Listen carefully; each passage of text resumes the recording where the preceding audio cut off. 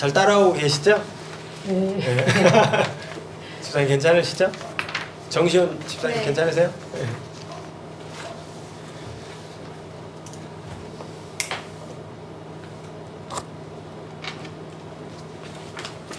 아까 얘기하다 말았는데 이 사람 때문에 더 심란했던 것 같아.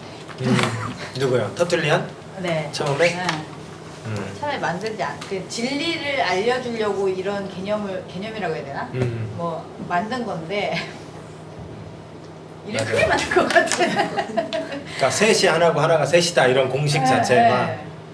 더 이해를 복잡하게 만들지만 그거를 더 쉬운 말로 얘기를 하자면 근데 그것도 필요할 거예요. 그게 있어야만 이단 척결을 하고 이제 교회의 기틀을 세우니까 다만 그거를 우리가 접근 가능한 방식으로 언어로 다시 바꾸자면 하나님은 관계로 존재하신다. 깊은 사랑의 관계로 연합으로 계신다. 상호 침투, 상호 내주. 세 분이 너무 사랑한다. 그래서 그 사랑이 흘러넘쳐서 세상이 만들어졌다. 그리고 하나님의 형상인 우리가 그걸 닮아 살기를 바라신다. 그건 너무 안타까워. 흘러넘친 사랑으로 만들어진 세상이 예. 그렇다는 게 그렇죠. 그 시대 때나 지금이나 그 말 못 알아듣는 건 똑같은 거죠.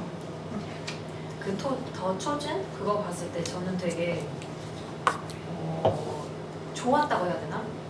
이제 그런 생각은 있었어요. 이게 너무 구분이 안 되면 좀 어렵겠다 이런 생각은 있었는데 약간 여기 성경을 쓴 사도들이나 이런 사람들 되게 우리 지금 저는 좀 성자화 돼 있다고 해야 되나? 되게 가볍게 받아들이고 막 베드로가 한 번씩 그렇게 부인할 때 어떻게 이런 믿음으로 이렇게 본 것들을 가지고 있다가 또 이렇게 엎어질 수 있지? 되게 좀 이해도 안 되고 멀게 느껴졌던 거예요. 그걸 보니까 그 사람들도 진짜 처절하게 예. 우리처럼 살았던 사람들이지 이게 되게 와닿더라고요.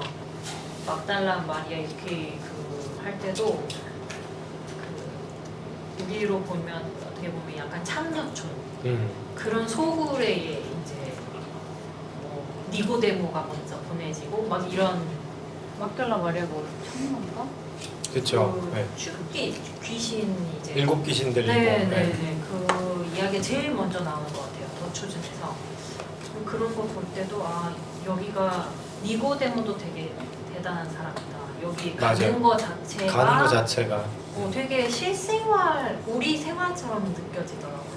그 사도들의 삶이 그런 그 드라마의 장점인 것 같아요. 되게 있었던 일. 되게 글로 읽었던 게 드라마화 되니까 거기 그리고 픽션이 좀 들어가잖아요. 어쩔 수 없이. 왜냐면 이게 뚝뚝 잘라져 있어요. 이게 각본이 아니기 때문에 성경 말씀은 뚝뚝 잘라져 있는데 이게 그 사이사이의 말들을 일종의 이제 작가가 만들어서 넣은 건데 그러니까 그게 뭐 개연성 문제를 누군가 삼는다면 문제가 되는 부분이지만 보는 사람 입장에서 훨씬 부드럽게 드라마 이 생생하게 아 저래서 저렇게 됐겠구나 그리고 대화였구나 이 모든 게 대화였구나 뭐 이런 거라든지 그게 장점인 것 같아요. 드라마화된 것들이. 여기서 보면 이제 성경에서 우린 예수님을 막 내가 이렇게 각인을 시켜놨잖아요. 그 드라마에서 보면 아 진짜 사람으로 오신 예수님 한 사람 이게 눈에 보여요. 예. 그게 더 맞아요. 예. 우리는 성화 그림 같은 걸로 이렇게 막 힌트 둘린 예수님 막 이렇게 그러니까 신이신 예수님이 더 강조돼 있다면 그런 드라마에서는 진짜 초원을 거닐고 그냥 우리 이런 들판 거니는 거랑 비슷한 느낌으로 거니는 한 사람의 모습이니까 그게 더 우리가 간과하고 있었던 부분인 것 같아요. 거기서도 그 영화에서도 예수님 역할 그 분장이라고 해야 되나? 그게 저기예요? 그냥 이렇게 막 왜 그동안의 영화는 무조건 잘생겼잖아.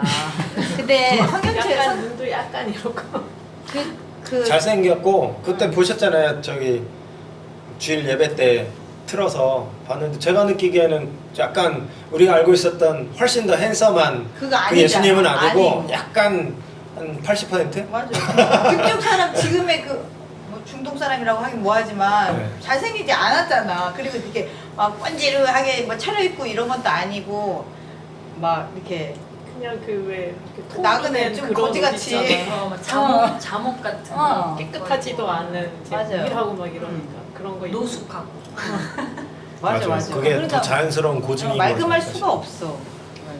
그런 거 이렇게 보니까 이렇게 보면서 진짜 이렇게 돼요. 그러니까 내가 갖고 있던 이 환상 같은 게 좀 많이 깨지지. 그 우리가 알고 있는 예수님 모습은 진짜 예수님이 아니잖아요. 누구 서양 화가가 저 뭐 자료 찾아보면 나오겠지만 처음 그 그린 거예요. 백인 얼굴로 그린 거예요. 근데 예수님은 사실 히브리 사람이고 중동 사람이잖아요. 그러니까 그러한 인종이었을 거예요. 예. 그리고 그렇죠. 유태인이셨잖아요. 유태인. 그 이게 책으로 읽는 것도 한계가 있고 영상을 보면 또 시각화가 이게 딱 고정이 돼 버리니까 더 큰 생각을 할 수가 없잖아요. 돼 이것도 문제가 좀 약간 좀 그런 게 있긴 실망스러운 거지 한마디로. 내 생각했던 그게 깨지면은. 근데 어쨌든 보기는 보면 좋을 것 같긴 한데 시리즈라고요? 몇 회까지 갔어요 지금? 몰라요. 저는 시작- 1회만 보다가 말았어요. 시작이 뭘로 시작을 했어요 그거를? 마리아요. 이곳에 시작이 너무 세다. 그런 식으로 나와. 근데 그게 연도도 마리아가 먼저인 거 같아요. 잘 잘 모르겠어요. 모르겠는데 마리아가 시작이에요. 니고데모가 오고 안 되고 이제 예수님. 공간복음의 거의 시작은 뭐 저기 세례받는 장면들로 시작이 되고 요한복음의 시작은 그 뭐예요? 포도주 사건 그 물로 바꾸신 사건 그 가나의 혼인잔치 그걸로 시작이 되는데 드라마는 어쨌든 각색을 좀 하고 있지 않았을까. 그 사마리아 여인 그 우물가에서 만나잖아요. 그러니까 막 빨리 간 길을 막 해갖고 막 그거를 봤거든요. 너무 지루할 것 같아서. 근데 그 사마리아 여인이 왜 남편이 뭐 이제 뭐 5명 막 나오잖아요. 근데 그 첫 남편부터 그 관계부터 막 다 이런 나와요? 거 지루하게 막 나오니까 진짜 막 이렇게 되는데 그 예수님 만나고 물동이 막 그러니까 말 몇 마디에 저는 이렇게 항상 이렇게 생각을 했었거든요. 이 말 몇 마디에 어떻게 이렇게 그걸 물동이를 버려두고 가지? 분명히 뭔가 더 그치, 깊은 그치. 얘기가 있었겠지. 이랬는데 그 드라마에서도 여기다가 뭐 이렇게 막 첨언을 막 할 수는 없잖아요. 그러니까 여기서 했던 그 이야기 기반에서 이제 뭐 이렇게 주고받는 게 나오고 여자가 이렇게 막 놀라면서 물동이 집어던지고 이제 막 뛰어가는 게 나오거든요. 그 다음에 제자들 와갖고 예수님도 제자들이라고 막 하는 게 나오는데 그런 거 보면서 예수님 이제 이런 게 돼요. 네. 볼만은 한 거. 이제 내가 갖고 있던 이 사고들이 좀 깨져. 네. 근데 좀 위험하긴 하네요. 내가 이제 소화를 하면서 그리고 아무 지식이 없는 사람이 보면 그냥 저런 생각도 예수님 얼굴이 왜 약간 서양 네. 분명 중동 사람이라고 했는데 그 너무 하얘요? 약간 아니 하얀 게 아니라 이렇게 이목구비가 중동인인데 백인은 약간 약간 좀 그런 풍이에요. 그래서 맞나? 제가 이제 가겠습니다. 또 상상 속에 있는 거. 네. 5페이지. 태초에 말씀이 있었다. 요한복음 얘기죠. 이거 되게 뜻깊은 얘기입니다. 이거 잘 한번 보세요. 근데 1장 10 요한복음 1장 17절 18절을 보시면 뭐라고 나오냐면 18절인데 17절 성자는 성부 하나님의 품 안에 계신 아들이라고 말합니다. 뭐라고 그랬냐면 본래 하나님을 본 사람이 없으되 아버지 품 속에 있는 독생하신 하나님이 나타내셨느니라 이랬어요.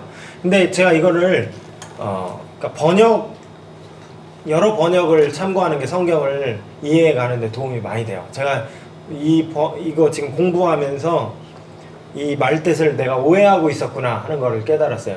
이게 말뜻이 뭐냐면 저는 원래는 독생하신 하나님이 나타나셨다 이건 줄 알았어요. 독생하신 하나님이 나타나셨다.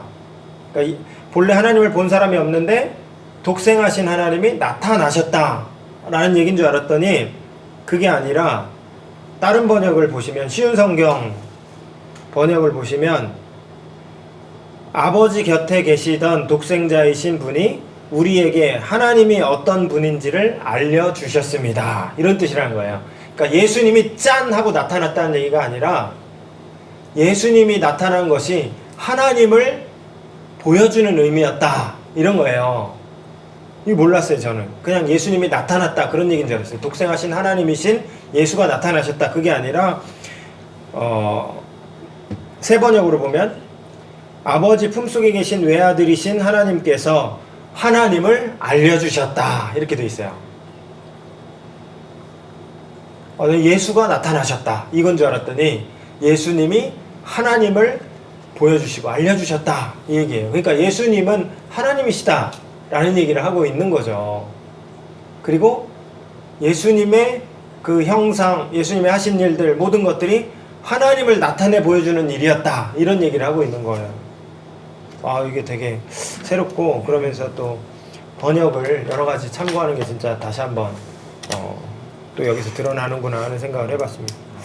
어쨌든 이거는 저기고, 지금 하려고 하는 본론은 아니고, 본론은 뭐냐면요, 아버지 품속에라는 그 부분이에요. 아버지 품속에. 이 단어가 뭐냐면 에이스톤 콜폰이라는 단어예요. 그러니까 이게 영어로 쓰인 게 아니잖아요. 이거는 신약 성경은 그리스 말로 쓰였어요. 헬라어라고 하는데 그리스 말이에요. 헬라어로 뭐라고 쓰였냐면 에이스톤 콜폰이라고 써있단 말입니다. 근데 이게 무슨 말이냐면, 엄마가 아기를 가슴에 품고 젖을 먹이거나 깊은 교류와 헌신의 관계를 표현하는 아버지 품속이라는 거예요. 이게 이 품속이 부자간의 깊은, 꼭 모자간의, 모녀간의 관계를, 깊은 관계, 유대 관계를 표현하는 그러한 이미지의 단어로 하나님과 예수님과의 관계를 지금 표현하고 있다는 거죠. 그러면 태초에 말씀이 있었다라는 얘기는 단순하게 보면 뭐냐면, 예수가 지금으로부터 2000년 전에 역사상 생겼다, 나타나셨다, 그게 아니라 예수께서 태초에 있었다. 이게 그리스도 선제설이거든요. 그리스도 선제설. 이 정도 얘기가 아니라 하나님 존재의 신비를 열어 보여주는 역할을 하는 셈이다. 그러니까 요한복음 1장 1절부터 3절까지를 하면은 선제, 그리스도가 하나님과 함께 창조 이전에 계셨구나. 이게 선제. 그거 정보를 알려줍니다. 3절, 창조에 예수님이 함께 활동하셨구나. 창조에 함께 활동하셨구나. 거기까지 알 수 있어요. 근데 18절을 보면 뭘 알 수 있냐면, 하나님과 아들 성자가 굉장히 긴밀하시구나. 굉장히 품 안에 계신 아들이셨구나. 그걸 알 수 있다는 거죠. 이게 독생자라는 말이 나오는데, 독생자는 독자라는 뜻이 아니에요. 어떤 목사님이 이렇게 번역했더라고요. 독종자다. 종, 모노게네스라는 뜻인데, 독생자라는 게, 그러니까 유일하다는 뜻이 아니에요. 종특이라는 뜻이에요. 없다는 얘기예요. 아예 다른 존재란 얘기예요. 유일하다, 그러니까 유일한 아들이다, 이게 한 명이다라는 뜻이 아니라 완전히 다른 종자다, 이런 뜻이에요. 독생자라는 말이. 독생자라는 말이. 모노게네스, 게네스가 진이에요. 진. 종자라는 뜻이잖아요. 진이, 종자. 모노는 하나라는 뜻이고, 독종자 이렇게 표현했어요. 그래서 그러니까 예수님은 둘도 없다, 우리들도 맏아들이 되게 하려 하심이라. 그러니까 우리도 나중에 우리도 하나님의 자녀고, 예수님은 큰아들이시고, 그러니까 예수님과 어떤 그거 아니에요. 예수님은 독생자세요. 하나님과 굉장히 긴밀한데, 어느 정도 긴밀하냐, 엄마가 품 안에 아기를 젖먹이는 것 정도의 느낌으로 하나님과 긴밀하다는 거예요. 그런 의미에서 독생자다라는 거죠. 그러니까 요한복음 1장 1절에서 그리스도 선제설, 3절에서 창조사역에 함께 하셨다, 그거보다 훨씬 더 깊은 얘기가 18절이라는 거죠. 아버지와 아주 긴밀하시다, 모자관계처럼 긴밀하시다, 이런 표현을 하고 있는 것을 신학자들이 포착해낸 겁니다. 그러면서 그거를 다른 문장으로 한마디로 얘기한다면 이렇게 얘기할 수 있다는 거죠. 태초에 관계가 있었다. 태초에 하나님은 관계로 계셨다.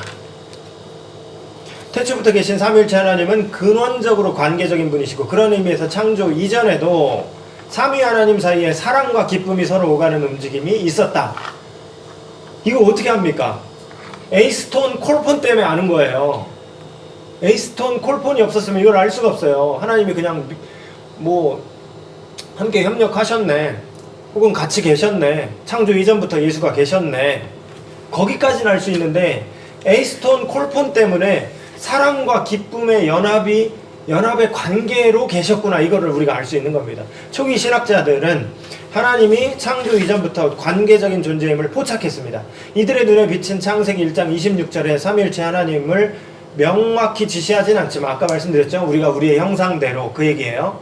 사람을 만들자 뭐 이런 얘기 했지만, 대화 속에서, 신비한 대화 속에서 하나님이 함께 그 일을 해나가시는구나, 그런 걸 포착해냈고, 특별히 분명하게 알 수 있는 건 에이스톤 콜폰을 통해서 사랑과 연합의 기쁨의 교제 속에서 삼위일체 하나님이 계시는구나, 이걸 알 수 있게 됐다는 거죠. 삼위일체 교리의 발전은 완전하고 불변하는 절대자, 이게 신명기 6장 4절 아닙니까? 오직 유일한 하나님이니 구약의 하나님, 무시무시한 하나님, 다 진멸하라, 율법대로 살아라, 그러면 복 주겠다, 안 살면 다 죽여버리겠다, 이게 불변하는 절대자. 근데 그거 아니라는 거죠. 이것과는 차별화된 신론의 언어와 논리를 인류에게 선사해 줬다. 즉 하나님은 아무것도 필요치 않은 완전한 분, 여기까지는 오케이. 그러나 삼위로 계시고, 그 삼위가 서로를 갈망해요. 서로 깊이 사랑한단 말입니다. 서로에게 개방적입니다. 예수님은 왜 오셨습니까? 등 떠밀려서 오셨나요? 아니에요. 자발적으로 오셨어요. 근데 아버지가 보냈죠. 그리고 본인도 자발적으로 오신 거고. 그러니까 서로에게 개방적이에요. 서로가 서로에게 개방적이고, 얼마든지 아버지에게 순종하여서 예수님이 오신 겁니다. 깊은 관계 속에서 함께 활동하시고, 창조사역, 구원사역, 상호 교류를 통해 기쁨과 영광을 받으시고 나누십니다. 아버지께 영광을 올려드리잖아요, 예수님이.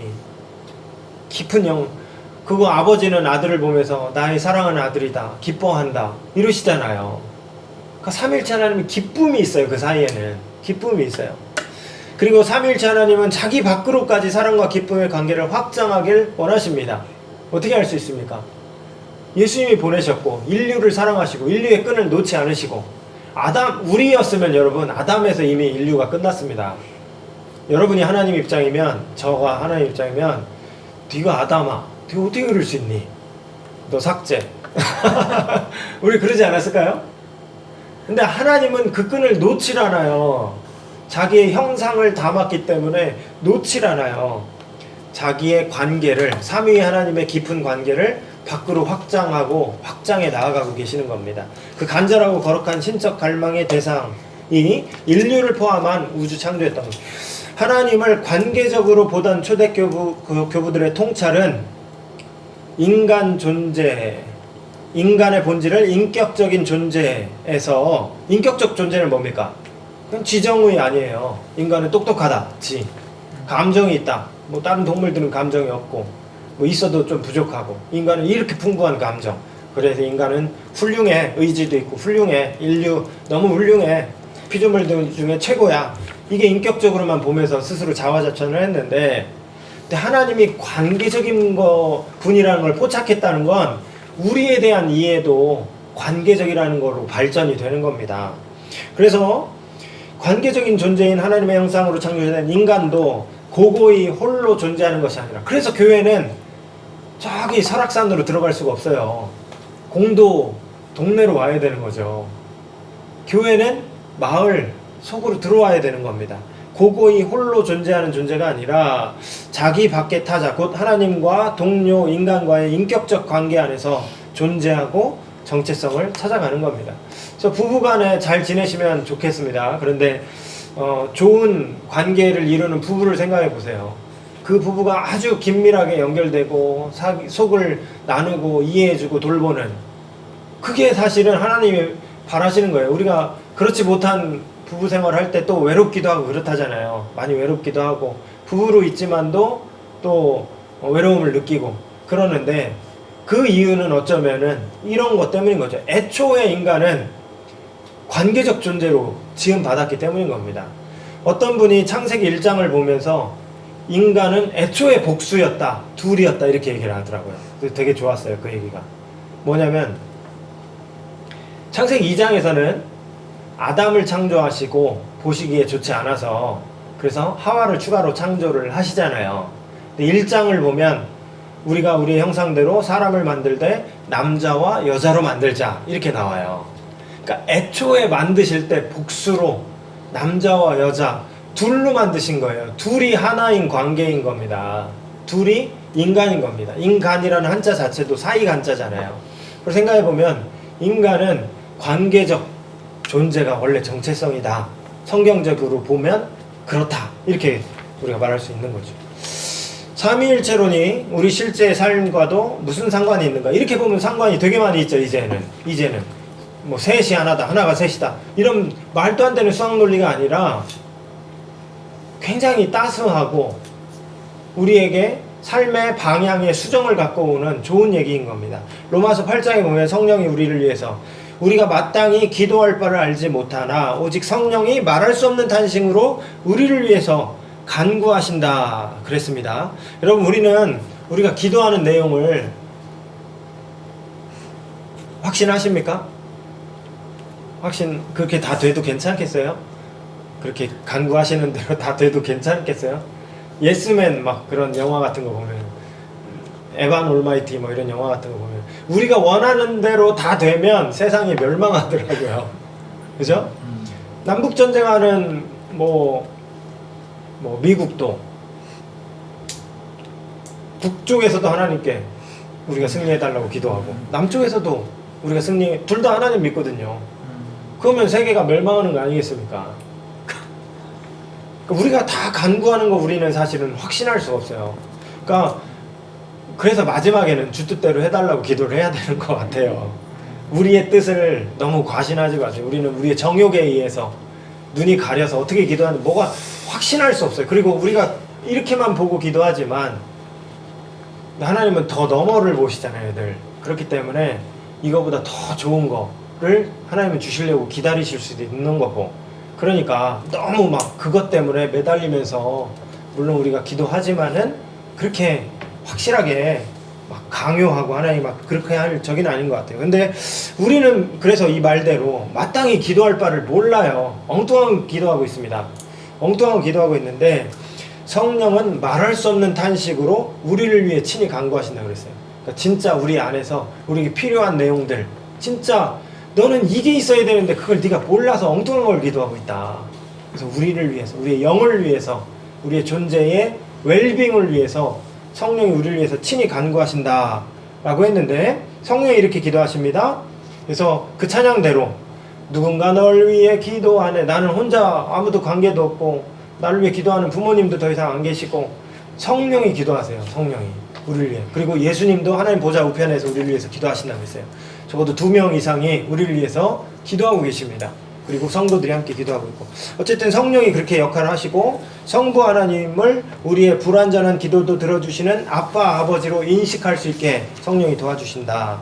그런 면에서 삼위일체로는 실천적이고 급진적이다. 아주 우리랑 밀접하다는 거예요. 삼위 하나님이 우리 안에서 작용하고 계십니다. 우리를 위해서 일하고 계셔요. 그런 면에서 실천적이다. 실체적이다라는 거예요. 실제적이다.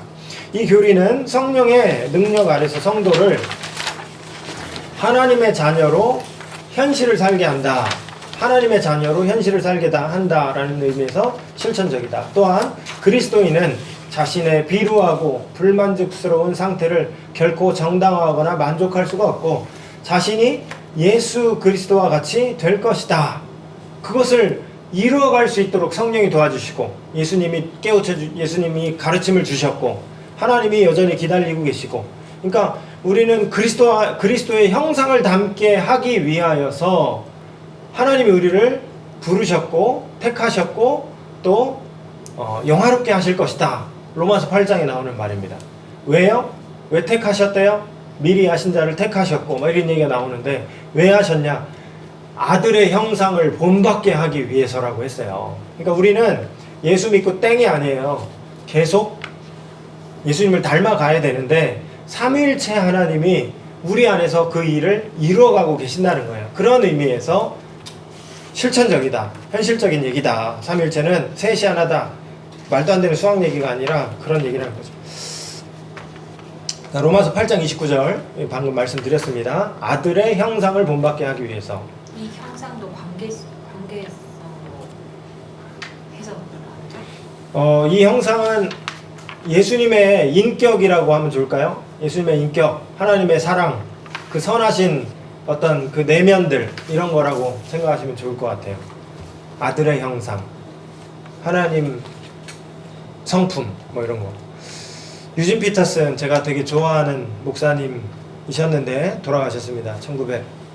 2010년쯤에 돌아가신 것 같아요. 셋이 하나가 셋과 같다거나 셋이 하나와 같다는 식의 숫자 노름으로는 삼위일체를 이해할 수 없다. 삼위일체는 산수와 전혀 상관이 없다. 삼위일체는 성부, 성자, 성령으로 스스로를 우리에게 계시하시는 하나님에 대해 생각하고 그분께 관계적으로 응답하는 법을 배우는 방식이다. 성부, 성자, 성령으로 스스로를 우리에게 계시하셨어요. 그 하나님에 대해서 생각하는 것, 그리고 그분께 관계적으로 응답하는 법을 배우는 방식, 그게 바로 삼위일체다. 그러니까 관계라는 단어를 하나를 꼭 기억하시고 삼위일체에 대한 결론을 한다면, 그러니까 삼위일체로는 성부, 성자, 성령의 사귐 속으로 들어오라라는 초대이자 아직 그 초대를 어떻게 받아들일지 몰라서 헤매는 인간을 위한 길잡이다. 그렇게 삼위일체로는 그리스도인의 하나님은 누구신가? 세 명이 한 분이고 한 분이 세 명이다. 이런 식으로 환원하면 안 된다. 오히려 이 교리는 삼위일체 하나님의 활동을 삶에서 발견하고, 그러니까 하나님이 그렇게 계시니까 우리 삶에서도 그렇게 살아가야 되는 거구나. 우리도 우리 구역 식구를, 우리 여전도회를, 남성교회를, 우리 이웃을, 우리 부서의 사람들을, 우리 아이들을 삼위일체적으로 돕고 섬기고 관계적으로 살아가야겠구나. 그 사역에 참여하는 그리스도인의 삶의 출발점이자 지향점이다 라는 것입니다. 아까부터 시간이 되셔갖고 다 듣고 가시네요. 수고하셨어요. 이렇게 오늘 마쳤는데 박수를 또 이렇게 해주셔서 우리가 삼일체라는 정말 연결해.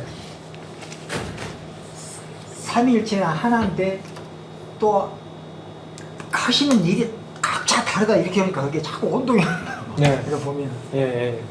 그러니까 그냥 믿더라고. 아까 말씀하신 것처럼 그게 어떻게 믿어지지? 네. 아니 삼일체 하나라는데 또 하는 일은 또 다르다고 그러는데 그런 것들이 지금도 네. 어렸을 때 배웠던 그런 생각들이 있어서. 예. 정시원 집사님은 돌아가면서 한마디씩 할까요? 오늘 좀 소감이 어떠셨는지. 학생 때부터 좀 되게 막연하고 어려운 딱 단어였었는데 그래도 오늘 좀 설명하니까 그나마 조금 예. 이제 이해도 되고 아 그렇구나 그런 느낌이 들었어요. 이게 제가 되게 많이 참고했어요, 책을. 그래서 삼위일체에 대한 모든 건 아니에요. 삼위일체도 뭐 내재적 삼위일체, 경륜적 삼위일체 뭐 이런 단어로 해서 책도 한 권 있고 막 복잡하더라고요. 그 경륜적 삼위일체라는 것은 역사가, 근데 다 우리가 했던 얘기들이랑 중첩되는 부분도 있는데 역사 속에서 발현되는 하나님의 세분 하나님의 활동들 이런 쪽으로 초점을 맞춰서 삼위일체를 설명하는 얘기가 있고, 내재적 삼위일체는 아까 말했던 공식 같은 느낌으로 하나님 삼위 하나님이 어떻게 뭐 이런 식으로 설명하는 그게 있고 한데 그런 정보는 뺐어요. 저도 이야기가 복잡스럽고 설명하기도 복잡스럽고 또 그런 거까지는 안 가도 괜찮겠다 싶어서. 그런데 그 외에 삼위일체에 대해서 핵심적인 내용들을 오늘 다 다룬 거예요. 다 다뤘어요. 그래서 요거를 잘 정리하시고 습득하시고 이해하시면 삼위일체에 대해서 이해가 깊어지시는 거고, 또 결론이 되게 복잡하지 않잖아요. 결론은 되게 따뜻하게 이게 생각해야 되는 내용이다. 삼위 하나님이 깊은 연합과 사랑 속에서 자기를 내어주는 사랑을 하고 계시면서 역사를 이끌어 오셨고 그 결과로 우리가 있고 또 우리도 그렇게 가야 된다. 이 결론이니까 되게 좋은 우리한테 따뜻한 얘기인 겁니다. 수학 산수 얘기가 아니라. 그래서 그렇게 이해를 잘 정리해 놓으시면 좋을 것 같아요. 그 6페이지의 제일 위 단락에서 그 예수 그리스도와 같이 될 것이다 라는 게 부활, 종말론적 희망이니까 부활할 것이다 라는 네. 뜻으로 이해하는. 네네네. 그 마지막 때에 계시록이라든지 어디 그 바울 서신을 보면은 마지막 때에 우리가 예수님처럼 될 것이다 라는 그런 종말론적인 기대가 있어요. 아들의 형상을 닮아가는 거잖아요 우리가. 근데 늘 그 숭고한 목표에 비해서 늘 바닥을 치는 우리를 볼 때 그 괴리감 때문에 힘든 거 아니겠습니까? 그럼 우리는 될까요? 소금물로 갈증을 해결하려고 하는 것처럼 이거 안 되는 거를 자꾸 하라고 하시는 거 아니에요? 그런 게 늘 있지만 근데 마지막 때에 된다고 성경이 약속하고 있어요. 마지막 때. 그러니까 우리는 그거를 하려고 하면서 그 과정을 다뤄가는 이 과정 자체가 우리에게 의미 있는 것이고 이 완성은 마지막 때에 주님께 갔을 때 호련히 변화하여서 아들과 같이 될 것이다.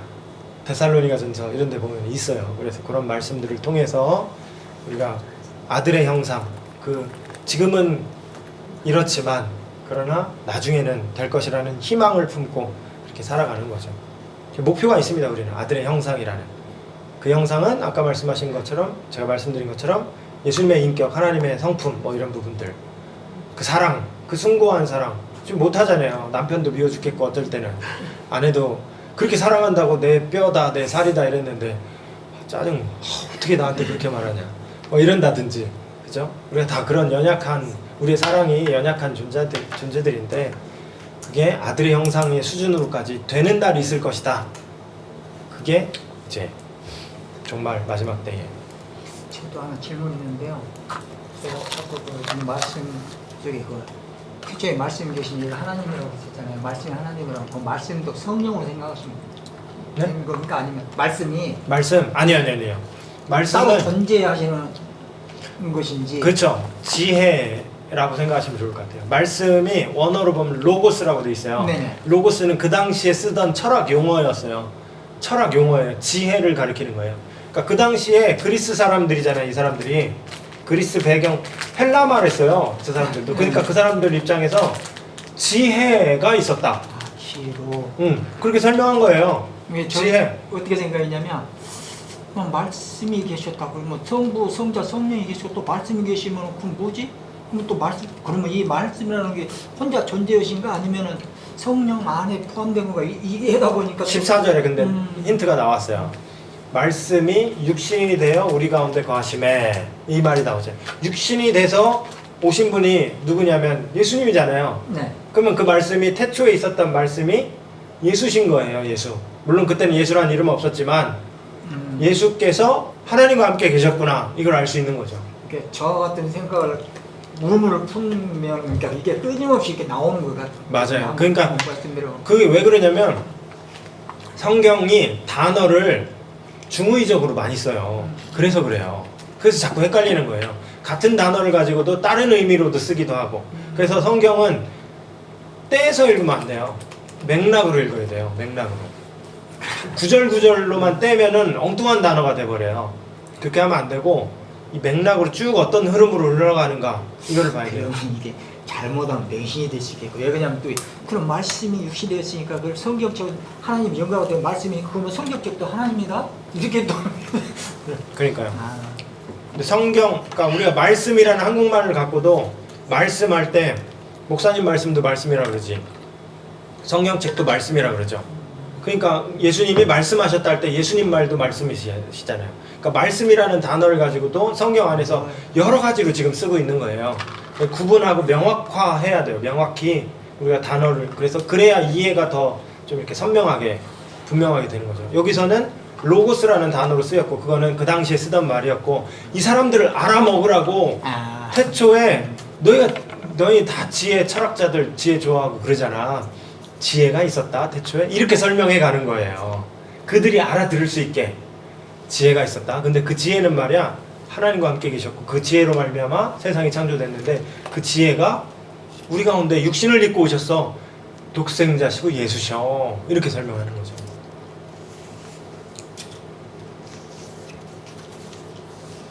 네, 마치겠습니다. 그러면 기도하겠습니다. 하나님 오늘도 복된 날 주시고 또 목요반으로 함께 모여서 은혜 나누게 하시니 감사합니다. 오늘 삼위일체에 대해서 함께 이야기를 많이 나눴습니다. 하나님 이 내용이 복잡한 산수, 비논리적인 산수 얘기가 아니라 하나님이 어떻게 거하시고 깊은 사랑의 관계 속에서 자기를 내어주는 관계 속에서 우리를 향한 초대였음을 우리가 깨닫게 되었습니다. 하나님 이 내용 마음에 잘 받고 또 우리의 삶을 향해서 주님이 기뻐하실 삶, 아들의 형상을 닮아가는 그 삶을 향해서 더욱더 추진력 있게 살아갈 수 있는 저희들이 될 수 있도록 주님 힘주시고 능력을 허락하여 주시옵소서. 또 다음 주에 만날 때까지 건강하게 지켜주시고 은혜로 함께하여 주시옵소서. 예수님의 이름으로 기도합니다. 아멘. 수고하셨습니다.